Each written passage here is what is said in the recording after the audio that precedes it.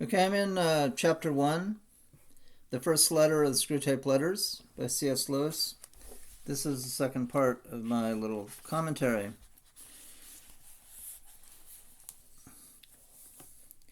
I'm at the part in the letter where Screwtape says to Wormwood, remember he, referring to the person or the patient that Wormwood is trying to prevent from becoming a Christian.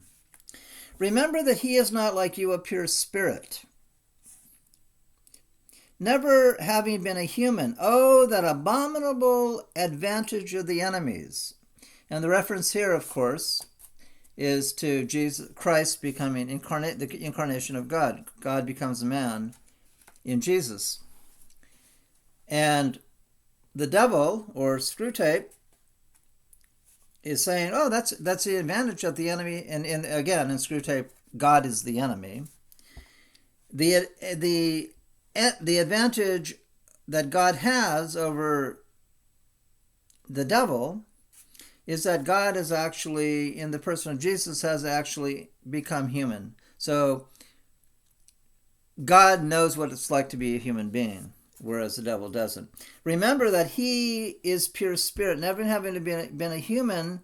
Oh, that abominable advantage of the enemies. You don't realize how enslaved they are to the pressure of the ordinary. I once had it, and then he gives an example about how human beings are addicted. Basically, we're slaves to the ordinary, the way the world appears to our senses. This is very... Plato said the same thing in the allegory of the cave, where the people in the cave, they see shadows, and they take the shadows as reality. But they're shadows. The reality is outside the cave in the pure forms, these intelligible, perfect, changeless, perfect, only apprehensible by the mind forms of goodness, beauty, the perfect circle, and so on. Whereas the prisoners in the cave are addicted to appearances, to the shadows on the wall. So basically, Screwtape is making the same point, except that in Plato there's no idea of the absolute God becoming man, becoming a human being, as in Christianity. For Plato, that would be impossible, because Plato sees the body as a prison, whereas Christianity does not. And so Screwtape says, you don't realize how enslaved they are to the pressure of the ordinary. And it gives an example. I once had a patient, a sound atheist, who used to read in the British Museum. One day as he sat reading, I saw a train of thought in his mind beginning to go the wrong way. Meaning, of course, that he started thinking along lines that would lead him away from atheism. So what's Screwtape going to do? The enemy, of course, was at his elbow in a moment. So, God's on one side trying to get the person to, continue thinking about something that will lead you away from atheism. Before I knew where I was, I saw my 20 years' work beginning to totter. If I had lost my head and begun to attempt a defense by argument, I should have been undone. So, Screwtape, or the devil, is not going to engage in an argument with this atheist and try to convince him that there's nothing to, this idea of God. He's going to use, instead, he's going to appeal to the emotions, to the body. He's going anything but reason. So, but I was not such a fool as to appeal to argument. I struck instantly at the part of the man which I had best under my control, and suggested, meaning his body, his appetites, and suggested that it was just about time he had some lunch. So I'm saying, don't think about this right now. Don't think about God or spiritual things right now. You need some lunch. So again, put it off. Don't think about it. And now, Screwtape doesn't know exactly what God was putting in the guy's mind, the enemy presumably made the counter suggestion. You know how one can never quite understand what he says to them, that this was more important than lunch. So, the atheists, oh yeah, maybe I should wait for lunch, but then they get the other idea. No, right now, think about it. This question about whether God exists is more important than your lunch. So it looks like now the Screwtape is lost. But then Screwtape comes back. I think that's what he must have said. For one, I said quite. In fact, much too important to tackle at the end of a morning. The patient brightened up considerably, and by the time I had added much better come back after lunch and go to it after a lunch break. So now Screwtape is saying, yeah, it's much too important to think of before lunch. Come back after you've eaten. Well, that's never going to happen, of course. Well, what happens? Because he goes outside and then he's addicted to the ordinary way of things, and then he loses his train of thought that was leading him away from his atheism. Once he was in the street, the battle was won. For the devil had won it, Screwtape. I showed him a newsboy shouting the midday paper, and a number 73 bus going past. And before he reached the bottom of the steps, I had got into him an unalienable conviction that whatever odd ideas might come into a man's head when he was shut up alone with his books, a healthy dose of, quote, real life, whatever that means, by which he meant the bus and the newsboy, was enough to show him that all that sort of thing just couldn't be true. So now Screwtape's patient now, or Wormwood's patient, the atheist who was possibly going to give up his atheism, he's now stuck in his atheism because now he's addicted back to Plato's shadows. He just couldn't.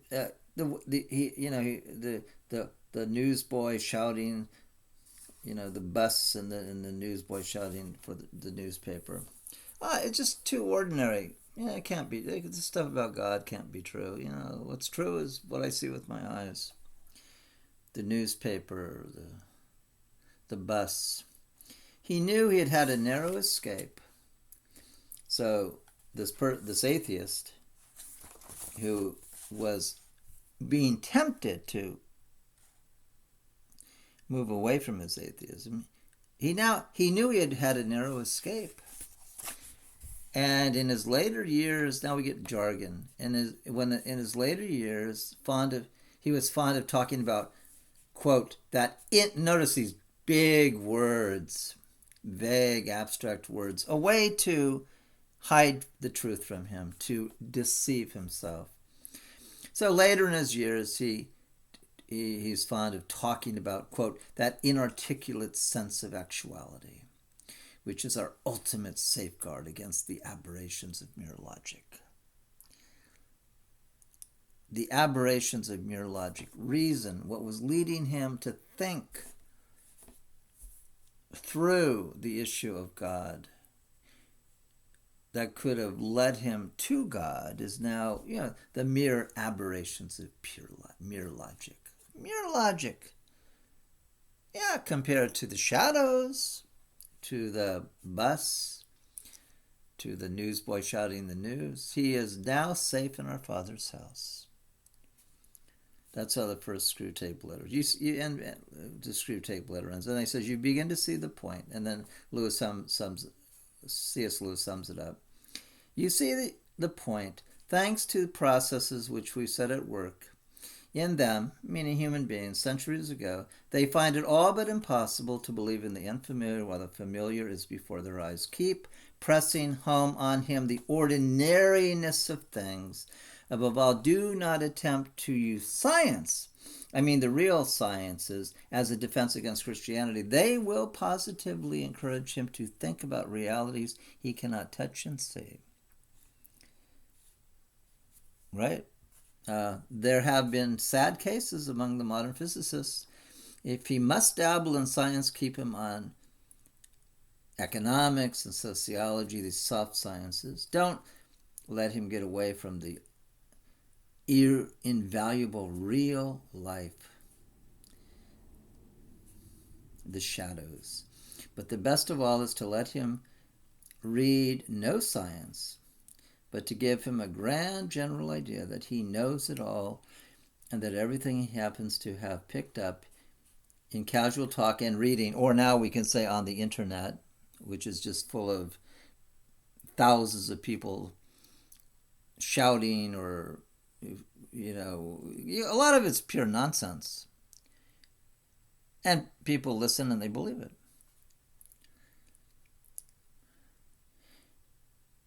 But the best of all is to let him read no science, but to give him a grand general idea that he knows it all and that everything he happens to have picked up in casual talk and reading and on the internet, that's my addition, is the results of modern investigation. Do remember you are there to fuddle him from the way some of you young fiends talk. Anyone would suppose it was your duty to teach your affectionate Uncle Screwtape. That's how the first Screwtape letter ends.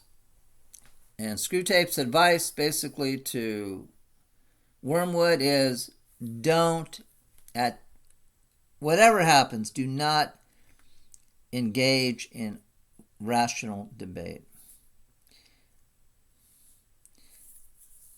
Utilize propaganda, utilize slogans, talk about, political correctness, what's in at the time, what's the fad. And C.S. Lewis, my final comments are, C.S. Lewis is deeply committed to the view that Christianity is a reasonable, rational view of the world. It's not based on irrationality, wishful thinking, or anything else. Christianity can stand up to any type of rational critique.